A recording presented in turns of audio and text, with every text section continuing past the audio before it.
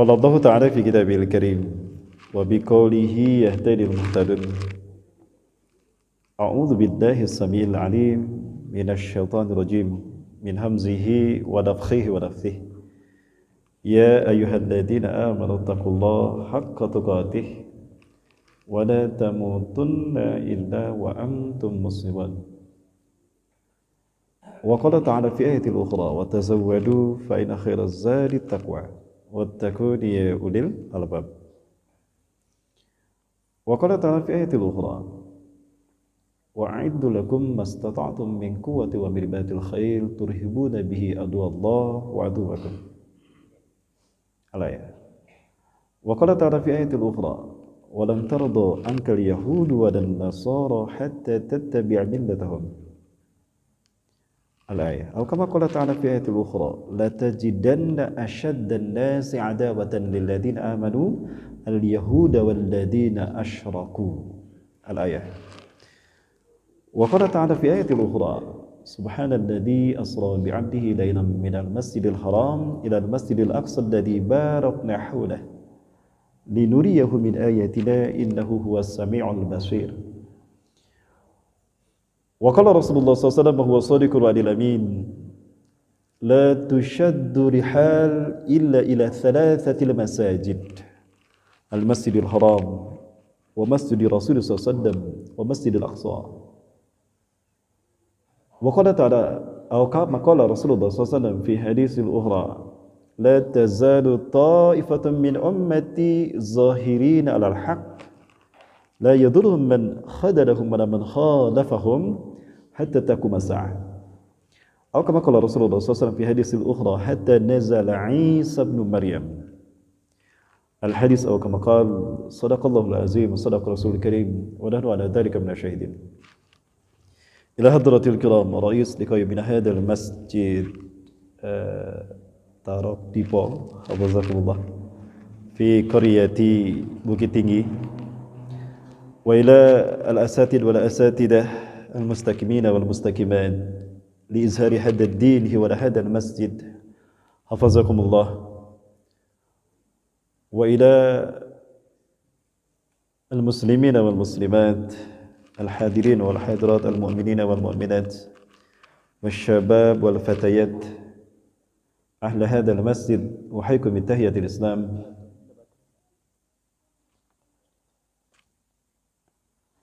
Assalamualaikum warahmatullahi wabarakatuh.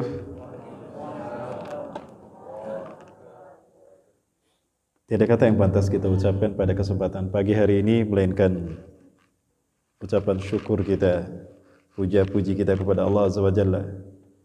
Karena hanya dengan kudrat dan iradatnya kita bisa berkumpul pada kesempatan pagi hari ini. Satu momentum yang sangat pas dan tepat untuk melakukan sebuah perubahan dalam hidup kita. Untuk meraih kemenangan dalam pertarungan antara hak dan batil. Setiap kali Allah Azza wa Jalla menzahirkan Islam, momentum subuh merupakan momen yang paling pas dan pilihan pertama untuk memenangkan kalimat Allah di muka bumi ini. Maka mereka-mereka yang istiqomah melaksanakan sholat subuh berjamaah merupakan pelaku-pelaku kebangkitan Islam dan akan menyaksikan kebangkitan Islam itu sendiri.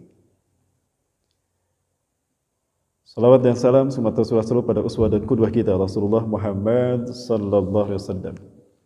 Nabi dan Rasul yang diutus ke tengah umat akhir zaman untuk menzahirkan Islam atas agama-agama yang lain. Betapapun orang kafir dan orang musyrik membencinya.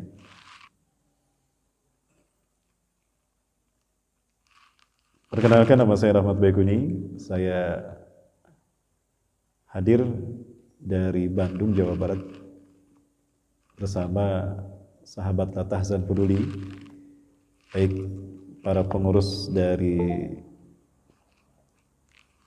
Pekanbaru Pusat maupun dari Sumatera Barat. Pada kesempatan ini saya ditakdirkan Allah bisa hadir bersama mereka dan juga sahabat-sahabat dari Pekanbaru dari Jawara Entertainment. Mereka hadir juga membawa merchandise atau beberapa barang bawaan yang mungkin bisa sharing amal soleh dan sedekah bagi Bapak sekalian. Ada Jawara Kasturi, minyak wangi yang biasa kita pakai untuk ternyata sunnah Rasulullah ya. Rasulullah selalu memakai minyak wangi kasturi. Ada juga madu dan ada peci yang Bapak Ibu bisa beli buat ibadah kita di masjid ini. Bapak Ibu bisa mendapatkannya di luar. Dan keuntungan dari semua ini akan kita sedekahkan diantaranya sekian persen untuk untuk kegiatan dakwah Islam bersama saudara-saudara kami di seluruh Indonesia ini tentunya, khususnya di Sumatera. Baik Bapak Ibu rahmatullah, saya asli dari Bandung, Jawa Barat. Ya, mungkin perkenalan sedikit Bapak Ibu sekalian. Saya lahir di Bandung dari seorang ibu asli Sunda dan ayah lahir di Bandung namun ada turunan Padang ya, Minang. Kakek saya dari Bukit Tinggi Sungai Pua. Dan di lereng Gunung Merapi dari kampung Pandai Besi. Cuma saya bersedih karena tidak bisa berbahasa Padang, berbahasa Minang. Setiap kali Idul Fitri kami selalu kumpul di Bandung, Jawa Barat. Selalu saya waktu kecil ingat kakek saya selalu nunjukin kata-kata kepada saya. Itu kata-kata keluarga kita, slogan semangat keluarga kita. Sacio ba ayam sedang cio ba basi. Segitu yang saya tahu Pak. Seluruhnya saya nggak tahu. Kakek saya disebutkan oleh ayah sebutannya dengan nama panjang. Katanya kalau seorang laki-laki sudah dewasa, sudah berpemimpin itu mendapatkan sebutan ya, gelar. Gelar beliau adalah Sultan Kale Rajo Ameh. Kaya katanya, Ameh itu emas ya. Tapi saya tidak mewarisi emas dari kakek saya, tapi mewarisi perkakas besi. Jadi kunjungan saya kali ini adalah pulang kampung saya, ya ke kakek saya, ke kampung kakek saya di lereng Gunung Merapi ini. Namun saya agak sedih juga Bapak Ibu. Ternyata kalau ingin diakui menjadi orang Minang, saya harus punya istri orang Minang. Karena garis keturunan di Minang ini kan dari ibu ya. Ibu saya orang Sunda. Sementara di Sunda, Jawa Barat, garis keturunan dari ayah. Ayah saya turunan Minang. Jadi bingung saya. Jadi tidak diakui. Jadi kalau ingin diakui jadi orang Minang, katanya Ustadz harus nikah sama orang Minang. Mungkin di Bukit Tinggi ini ada yang bersedia. Astagfirullah. Biar saya diakui sebagai orang Minang. Jadi bisa pulang kampung. Baik, saya sudah menikah dengan satu istri. Oh ya, ini alamat tinggal saya di Ujung Berung. Di Ujung Berung, Cigending, Jawa Barat. Ujung Berung ini ibu kota Bandung Timur. Untuk kecamatan Ujung Berung ya. Kami tinggal di Griase Pasirwangi. Dan saya sudah menikah dengan satu istri dan Allah karuniakan 7 putra putri. Namun yang ke-6 keguguran sehingga ada 6. Yang ke-1 ke-2 sudah kuliah, yang ke-3 sedang belajar menamatkan Quran, dan ke-4 ke-5 baru kelas di sekolah Kutab Al-Fatih kelas Kononi 3, yang ke-6 keguguran, dan yang ke-5 baru yang ke-7 maksud saya yang terakhir ini baru 21 bulan.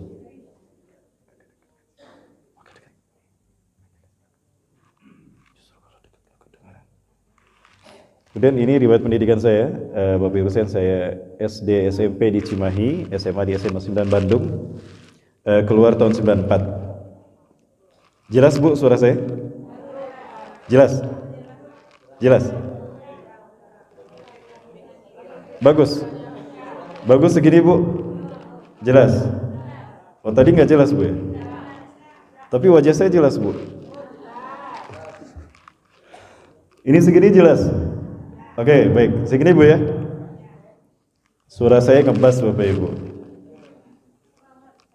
Ya. Baik. Kemudian saya mengambil pendidikan di Stai Al-Fatah Demak Tafsir Hadis dan ambil pelajaran bahasa Arab, sastra Arab di Ma'had Al-Imarat 2006 sampai bergabung dengan Al-Quds Institution di Qatar pusatnya, namun studi kami di Mulazamah di Al-Quds Institution Palestina. Kemudian di 2012 saya mengajar di sebuah SMA, maka saya ngambil studi pendidikan agama Islam di Kota Bandung, Stai Sabili Bandung. Bapak Ibu yang ingin mengetahui lebih lanjut tentang info sosial media, saya bisa follow di beberapa akun saya di depan, ada di Instagram, Facebook, dan juga YouTube. Ya, Bapak Ibu bisa dilihat barangkali. Ya, ini ada beberapa akun saya. Silakan Bapak sekalian. Baik Bapak Ibu, hormati Allah Subhanahu wa taala. Yang saya hormati dan saya muliakan karena Allah, Badan Kemakmuran Masjid Tarok Dipo yang dirahmati Allah, para asatidz dan asatidah, kaum muslimin dan muslimat rahimakumullah. Kenapa harus berbicara Palestina? Palestina merupakan satu dari beberapa tempat yang Allah sucikan, bahkan Allah berkahi. Ya, sebagaimana di dalam Al-Quran kita dapati, Palestina ini menjadi bumi Isra Mi'rajnya Rasulullah SAW. Satu titik tolak dakwah Rasulullah SAW untuk menzahirkan Islam di muka bumi ini. Ya, sebagaimana di dalam Al-Quran surat Al-Isra ayat ke-1, Allah Azza wa Jalla menyatakan, A'udzubillahi minasyaitonir rajim. Subhanalladzi asra bi'abdihi lailan minal masjidil haram ilal masjidil aqsa alladzi barakna haulah linuriyahu min ayatina innahu huwas samiul basir. Ayat ini Allah turunkan untuk menguatkan bahwa peristiwa Isra Mi'raj betul-betul dialami oleh Rasulullah SAW. Karena tidak sedikit mereka yang tidak percaya, bahkan tidak sedikit mereka yang murtad karena tidak percaya dengan peristiwa ini. Bahkan Abu Jahal makin menghina Rasulullah SAW. Ya. Maka Allah pertaruhkan kesuciannya dengan menyatakan diri Subhanalladzi, Maha Suci Allah, Alladzi asra bi'abdihi lailan, yang memperjalankan hambanya di malam hari. Asra itu sebetulnya perjalanan di malam hari, namun Allah takkidkan dengan lailan, bahwa betul-betul peristiwa itu terjadi di malam hari. Minal Masjidil Haram di Mekah ilal Masjidil Aqsa di Palestina. Al-Aqsa artinya masjid yang terjauh. Kalau diukur dari Mekah Masjidil Haram, maka Masjidil Aqsa itu yang terjauh, maka dinamakan Aqsa, berada di bumi Syam. Kalimat Palestina itu adalah nama belakangan. Pertama kali diambil dari sebuah perahu yang terdampar di perairan Gaza, kalau tidak salah, di mana di perahu itu tertulis kalimat FLST, po, fa, lam, sin, po. Maka kemudian oleh orang-orang Syam, oleh dunia dikenal dengan nama Palestina. Dia berada di bumi Syam. Ya. Ini Masjidil Haram dan ini Masjidil Aqsa. Masjidil Aqsa adalah masjid yang kedua yang dibangun oleh Allah Azza wa Jalla di muka bumi ini. Abu Dzar Al-Ghifari radhiyallahu an pernah bertanya pada Rasulullah SAW, "Ya Rasulullah, ayyul masjidi bunya fil adam awalan?" Ayyul masjid bunya fil adam awalan. Masjid manakah yang pertama kali dibangun di muka bumi? Rasulullah SAW menjawab Al-Masjidil Haram. Kenapa dinamakan Al-Masjidil Haram? Karena di dalamnya ada Ka'bah, dan Ka'bah lurus dengan arsy Allah. Imam Syekh Ats-Tsalabi rahimahullah di dalam kitabnya Ar-Raisul Majalis, beliau menukilkan hadis qudsi, perintah pertama kepada Nabi Adam alaihissalam setelah berada di muka bumi. Nabi Adam Allah turunkan di Hindustan, fi makanin a'la fawqal ard, di Nepal, Himalaya, Siti Hawa di Jeddah. Allah pisahkan mereka 100 tahun. Perintah pertama yang mempertemukan mereka adalah mendatangi Masjidil Haram, Ka'bah. Allah Azza wa Jalla berfirman, "Ya Adam, inni ladaya baitun bi Bakkatal mubarakah allati tusawi arsy hadza." Hei Adam, aku punya satu rumah di Bakkah yang aku berkahi, yang lurus dengan arsku. Fatuha, maka datangilah Ka'bahku ini. Wassalli ilayya kama tusalli ila arsy hadza. Salatlah kamu menghadap ke Ka'bahku sebagaimana kamu salat menghadapku di arsku. Wa tufuha kama tatufu arsy hadza, dan tawaflah kamu memutarinya sebagaimana kamu tawaf mengelilingi aku di arsku. Dalam hadis qudsi ini menegaskan arsy Allah ternyata lurus dengan Ka'bah, atau Ka'bah lurus dengan arsy Allah. Itulah alasan kenapa Ka'bah harus di Mekah, tidak di Bukit Tinggi, Bapak Ibu. Karena lurus dengan arsy Allah, maka sucinya arsy Allah hadir di kota Mekah. Maka haram dia. Haram artinya haram, tidak boleh kita melakukan, mengotorinya dengan perkataan, mengotorinya dengan perbuatan kita, sehingga dia suci dan sakral bagi umat manusia di muka bumi. Berikutnya, Summa ayun ya Rasulullah, kemudian masjid apa yang dibangun setelah Masjidil Haram? Kata Abu Dzar. Rasulullah SAW menjawab, Al-Masjidil Aqsa. Masjidil Aqsa. Kam bainahuma, berapa jarak pembangunan keduanya? Arba'una sanah, 40 tahun. 40 tahun dibangun Masjidil Haram oleh Nabi Adam melalui bimbingan malaikat Jibril. Lalu Nabi Adam kemudian pergi meninggalkan Nepal, meninggalkan Masjidil Haram, meninggalkan Siti Hawa, Qabil, Abuda, Iklimah dan Habil ke Al-Masjidil Aqsa, ke Syam. Berapa jarak antara Palestina dan Masjidil Haram dan Masjidil Aqsa? 1233 km. Satu jaraknya. Jadi kalau Rasulullah Isra Mi'raj, PP-nya itu 2466 km. Ditempuh dalam waktu 1 malam. Masuk di akal tidak Bapak Ibu? Abu Jahal mengatakan, Muhammad, innaka la majnun. Haqqan majnunin.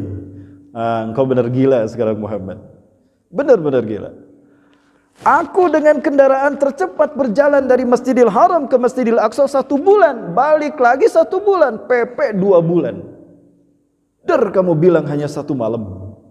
Udah gitu kamu naik ke langit menghadap kepada Allah Sidratul Muntaha, pagi ini sudah ada di sini. Benar gilanya Muhammad. Itulah Abu Jahal. Dan banyak sahabat yang pada akhirnya tidak percaya. Bapak Ibu, saya bertanya pada Bapak Ibu, masuk di akal tidak Bapak Ibu apa yang dilakukan Rasulullah? Masuk di akal Bapak Ibu sekalian?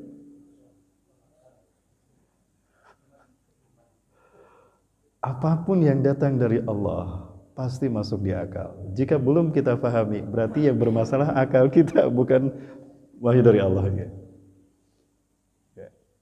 Ini pertaruhan iman Bapak sekalian, pertaruhan iman Islam. Abu Jahal berpikir, aku ingin siapa yang harus aku beritahu. Tidak lama datang Abu Bakar alaihissalam. Abu Bakar radhiyallahu an. Astagfirullahaladzim. Abu Bakar radhiyallahu an. Kebetulan sahabatnya datang. Ta'ali Abu Bakrin. Kemari Abu Bakar. Ya Muhammad, yakhbirhu kama akhbartani anifan. Beritahukan padaku sebagaimana kau omongkan tadi pada Abu Bakar. Maka Rasulullah ceritakan hal yang sama pada Abu Bakar. Lalu Abu Jahal berkata pada Abu Bakar, "Famadha tara ya Abu Bakrin?"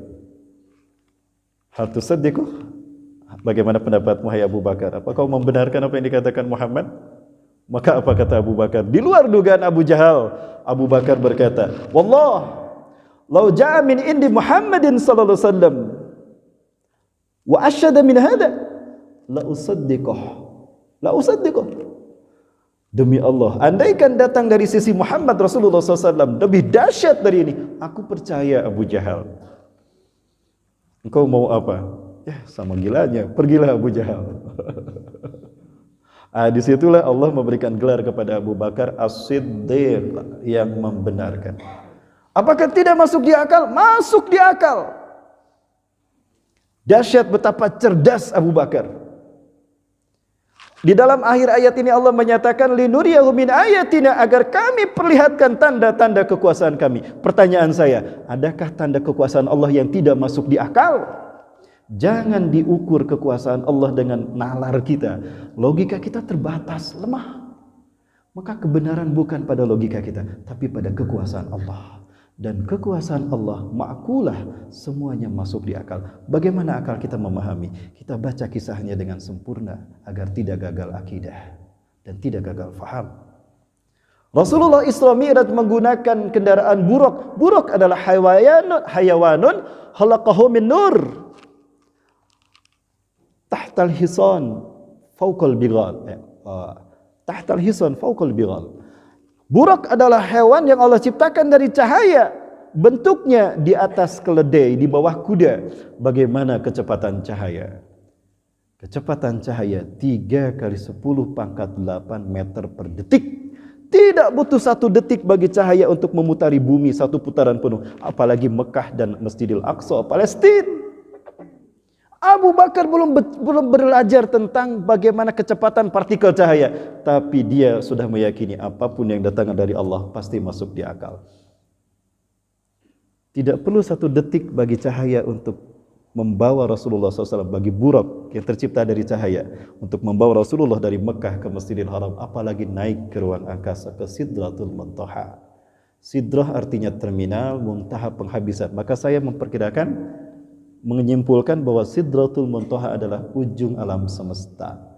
Sidrah terminal, muntaha penghabisan.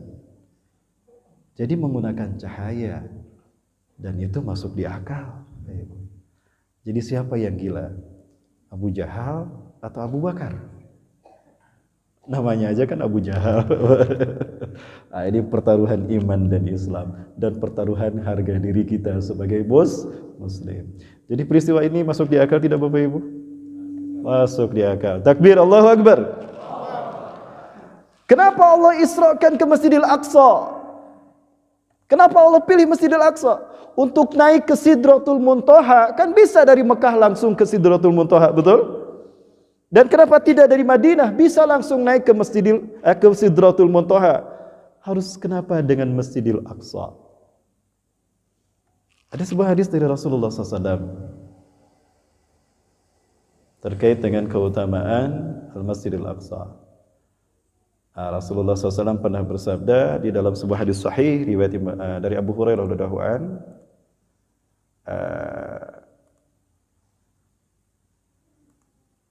ini An Abi Hurairah radhiyallahu anhu, dari Abu Hurairah semoga Allah meridainya, Nabi sallallahu alaihi wasallam, dari Nabi sallallahu alaihi wasallam, beliau bersabda, la tushaddu rihal ila thalathatil masajid. Jangan kamu berziarah dengan niatan ibadah kecuali pada 3 masjid. Al-Masjidil Haram, yang pertama Masjidil Haram di Mekah, wa Masjidir Rasul sallallahu alaihi wasallam, Masjid Nabawi di Madinah, wa Masjidil Aqsa. Ya, hadis sahih riwayat Imam Al-Bukhari di dalam bab fadlus salati fi masjidin. Ya, keutamaan salat di masjid. Bapak Ibu rahmati Allah Subhanahu wa taala. Kenapa harus 3 masjid ini? Masjidil Haram adalah titik tolak dakwah tauhid bagi Nabi Adam alaihissalam, nabi yang pertama diutus ke dunia, dan juga disempurnakan oleh Nabi Ibrahim alaihissalam, Abul Anbiya wal Mursalin. Masjid Nabawi adalah titik tolak dakwah tauhid untuk Rasulullah SAW. Ketika Rasulullah tidak bisa mendakwahkan tauhid, tidak bisa membentuk ummatan Islamiyah, ummatan wahidah di Mekah, maka Rasulullah hijrah ke Madinah. Dari Madinah lah Rasulullah menghimpun kekuatan, mempersatukan individu-individu bertauhid, kaum muwahhidun di Mekah dipersatukan di Madinah, takwinul ummah. Maka kekuatan pun Allah berikan, maka Mekah bisa dibebaskan. Maka Islam tersebar ke seluruh dunia sampai ke Bukit Tinggi ini. Dari Nabi Ibrahim ke Rasulullah 2600 tahun, dari Rasulullah ke kita 1442 tahun. Tambah 13 tahun di Mekah. Hari ini Mekah dan Madinah ada dalam kemusyrikan dan paganisme, bahkan ada dalam ancaman kekuasaan Dajjal, fitnah Dajjal. Dan kita tidak bisa mendakwahkan kesatuan umat di Mekah dan Madinah, maka Masjidil Aqsa menjadi titik tolak dakwah tauhid bagi umat akhir zaman di bawah pimpinan mujaddid terakhir yang bergelar Al-Mahdi, Muhammad bin Abdullah. Janji dari Rasulullah SAW. Ubasyirukum bil Mahdi. Aku berikan kabar gembira kepada kalian akan munculnya Al-Mahdi min usrati min waladi Fatimah, keturunanku dari keturunan Fatimah. Al-Hasan dari Al-Hasan. Yakhruju fi akhiri ummati, beliau akan keluar, dia akan keluar dari masa terakhir umatku. Inda ikhtilafi minan nas wa zalazila, ketika manusia berperang di mana-mana dan banyaknya bencana alam. Yuwati ismi, namanya sama dengan namaku Muhammad. Wa ismu abihi ka ismi abi, nama ayahnya sama dengan nama ayahku, Muhammad bin Abdullah. Yamlaul ardu adlan wa qistan, beliau akan memenuhi dunia ini dengan keadilan dan kesejahteraan. Kama muliyat zulman wa jawran, sebagaimana sebelumnya penuh dengan kezaliman dan penistaan. Jadi Bapak Ibu rahmati Allah, Masjidil Aqsa akan menjadi titik tolak dakwah tauhid bagi umat akhir zaman. Di bawah pimpinan Imam Mahdi untuk menzahirkan Islam di seluruh dunia, maka paganisme akan hancur kembali dari Mekah dan Madinah, maka Madinah akan kembali dikuasai umat Islam. Itulah fase khilafah ala minhajin nubuwah, fase yang keempat dan terakhir, fase yang kelima. Setelah itu Rasulullah SAW summa sakat, Rasulullah diam. Artinya saat itu adalah masa-masa menjelang terjadinya hari kiamat. Maka nilai Masjidil Aqsa ini sangat penting. Nilai Syam ini sangat penting bagi umat Islam di seluruh dunia dimanapun mereka berada. Bapak Ibu rahmati Allah Subhanahu wa taala. Lalu bagaimana ini bisa disebut Syam? Itu dari Rasulullah SAW. Dan ketika Rasulullah SAW akan dilahirkan, Bapak Ibu rahmati Allah, di saat Rasulullah SAW akan dilahirkan, Allah Azza wa Jalla memperlihatkan kepada ibunda Rasulullah SAW, Siti Aminah, keindahan bumi Syam. Syekh Safi Rahman Al-Mubarakfuri di dalam sirah nabawiyahnya Ar-Rakhul Makhtum, beliau menggambarkan, menukilkan satu nas.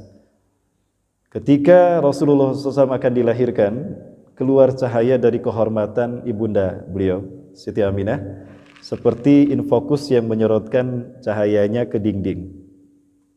Maka terlihatlah oleh Allah perlihatkan keindahan negeri Syam. Dan seperti ini barangkali keindahan bumi Syam.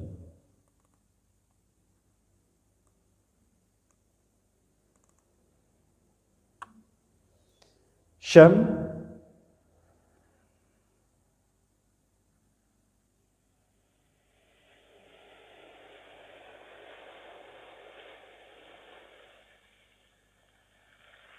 menjadi jantung dunia. Disebut jantung dunia karena Syam menghubungkan tiga benua. Menghubungkan benua Afrika, benua Eropa, dan benua Asia. Maka Syam disebut jantung dunia. Menguasai Syam berarti menguasai dunia. Israel ingin menguasai dunia. They really want to take over the world and to create one government in the world. Mereka ingin menguasai dunia dan mereka ingin mengambil alih dunia dan menciptakan satu pemerintahan tunggal dunia. The new frame, the new world order, dalam satu frame tatanan dunia baru. Sekarang di share, dipublikasi dengan istilah new normal. Ini adalah saat di mana mereka ingin menguasai dunia.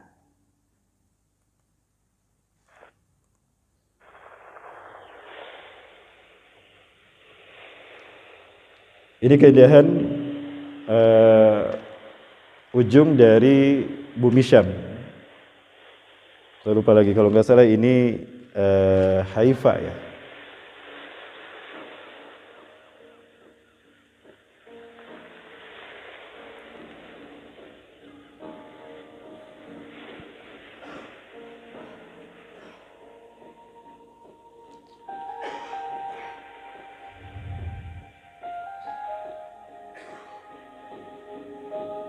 Ini adalah sungai Jordan, sungai yang menjadi salah satu sungai bersejarah yang mata airnya dari Danau Tiberias.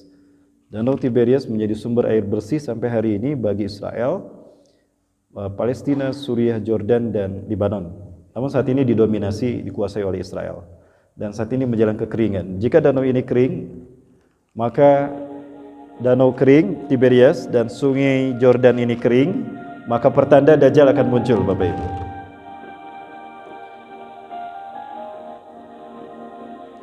Dan ini Danau Tiberias. Insya Allah kita kajian di sini. Kami pernah kajian di atas perahu, di atas danau ini. Saat itu memang sedang musim hujan sehingga airnya ada lagi. Sebelum musim hujan itu sudah kering, kapal apapun tidak bisa berangkat. Tidak jauh dari bantaran Danau Tiberias ada situs-situs peninggalan dari Bani Israel, para nabi dan rasul. Ini adalah laut mati, tempat Allah benamkannya azab diazabnya kaum Sodom dan Gomorrah, kaum Nabi Lut alaihissalam. Nah, di bawah laut mati ini, Bapak Ibu, yang terlihat berwarna putih itu adalah garam. Tidak ada kehidupan, jangankan ikan, jangankan cebong, keceletot saya, Bapak Ibu. Bakteri pun tidak bisa hidup, Bapak Ibu. Karena kadar garamnya sangat tinggi, maka tidak ada kehidupan di sana. Bahkan kita kalaupun terapung itu, walaupun hanya sampai lutut, kita akan terapung, tidak akan tenggelam. Ya, karena saking tingginya kadar garam dari laut mati ini. Maka dinamakan Al-Bahrul Mayyit, laut mati. Disinilah Allah tenggelamkan kaum Sodom dan Gomorrah, pelaku perbuatan liwat. Liwat, bahasa Arab, bahasa kitanya homoseksual atau lesbian. Ya. Dan ini menjadi tempat terendah di muka bumi 300 meter di bawah permukaan air laut. Tempat ini berada di wilayah Ghor Zaghar yang menghubungkan Palestina dan Jordania.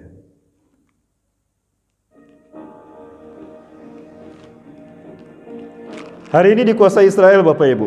Kalau kita meninggalkan Palestina melalui pintu Rafah menuju Mesir, kita akan menemukan di ujung danau Laut Mati ini, di ujung Laut Mati ini ada pabrik besar, pabrik kosmetika. Itu milik Israel punya. Dia menguasai bahan mineral, barang tambang yang ada di Laut Mati ini, lalu disebar produknya ke seluruh dunia, hatta ke Indonesia. Nah, ini yang tersisa, bukit yang tersisa dari kaum Nabi Lut. Disitulah Nabi Lut alaihissalam tinggal bersama keluarganya. Tempat ini bernama Masada. Sungguh indah kalau kita sampai di puncaknya. Kita akan melihat bagaimana keindahan bumi Syam.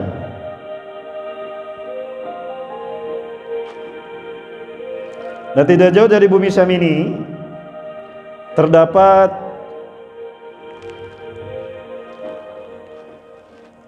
petilasan dari kaum Ad dan kaum Tsamud, kaum Nabi Hud dan kaum Nabi Soleh, yang terkenal disebut dengan kaum Nabatian. Nabat atau Anbat artinya kemampuan memahat gunung batu menjadi istana. Mereka membuat istana dari gunung-gunung batu. Nah, kita mengenal ibu kota mereka Iram. Iramadatil Imad allati lam yuhlaq mithluha fil bilad. Nah, ini gambaran istana yang mereka buat.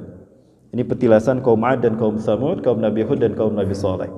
Mereka nomaden pindah-pindah. Salah satunya ada di Madain Saleh di Petra, Jordania. Ya.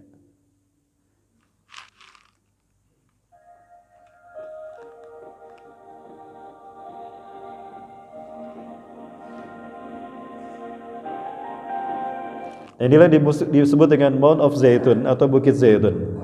Di bukit ini Bapak Ibu bisa menyaksikan ada dinding sepanjang 715 km kurang lebih, dibangun oleh Zionis Yahudi, setinggi 8 meter, setebal 1 meter lebih, memisahkan Palestina dengan Israel hari ini. Kalau kita lihat dari atas, Israel megah, metropolitan, maju, hebat infrastrukturnya, sementara Palestina dibikin kumuh dan miskin. Tujuannya apa? Agar tidak betah umat Islam di Palestina sehingga meninggalkan kampung halamannya, maka dengan mudah direbut kembali oleh Israel. Dari dinding inilah kita bisa menyaksikan pepohonan, dan dari pepohonan itulah kita bisa menyaksikan indahnya Baitul Maqdis atau Al-Quds, atau kita kenal dengan juga Al-Aqsa, negeri para nabi dan rasul. Tidak kurang dari 1.500 nabi Bani Israel dilahirkan dan dibesarkan serta dimakamkan di sini.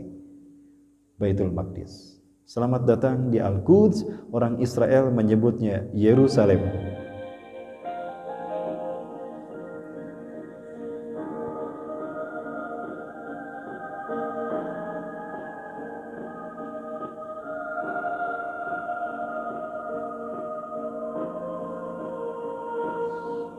Ini yang disebut dengan Baitul Maqdis, Old City, kota tua. Inilah para nabi dan rasul yang tinggal di sini. Maksud saya kota di mana para nabi dan rasul tinggal.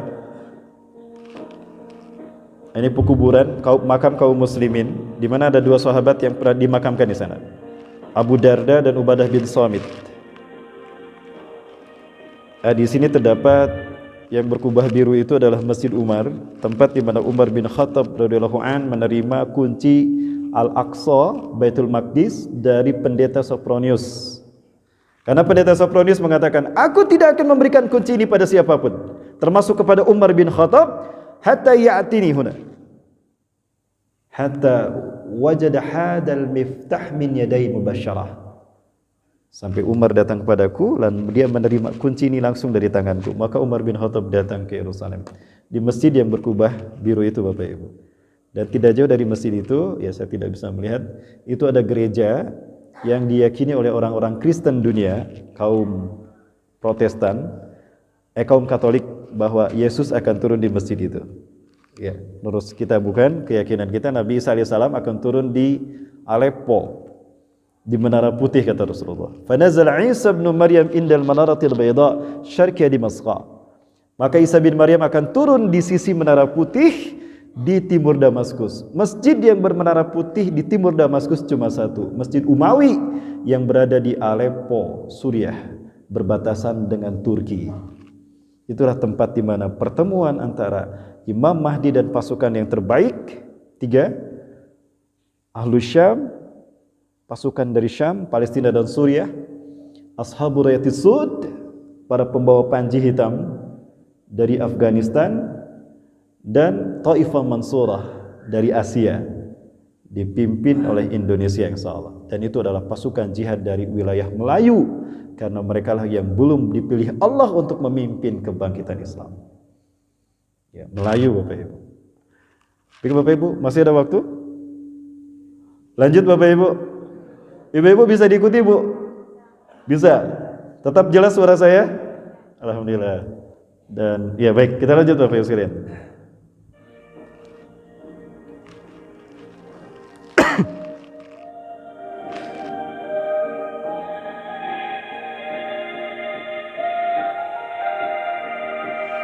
Dari sini kita bisa melihat Al-Aqsa itu alun-alun Bapak Ibu sekalian. Al-Aqsa itu alun-alun. Ya, saya tidak bisa menunjukkan ya. Ada beberapa dinding. Ada dinding. Ini dinding. Ada kursornya nggak kelihatan. Di situ ada dinding dan ada pintu maghrib. Ya Bapak Ibu hormati Allah. Bisa turun saya. Bapak Ibu hormati Allah Subhanahu wa taala. Sebentar.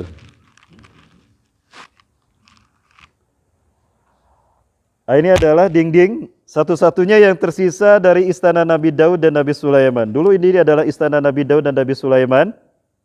Al-Aqsa itu alun-alun. Ya, seluas 417 meter persegi. Di situ berdiri istana Nabi Daud dan Nabi Sulaiman. Namun sepeninggal Nabi Sulaiman, bangsa Bani Israel bermaksiat di sana, di Baitul Maqdis. Mereka berzina, mereka mabuk-mabukan.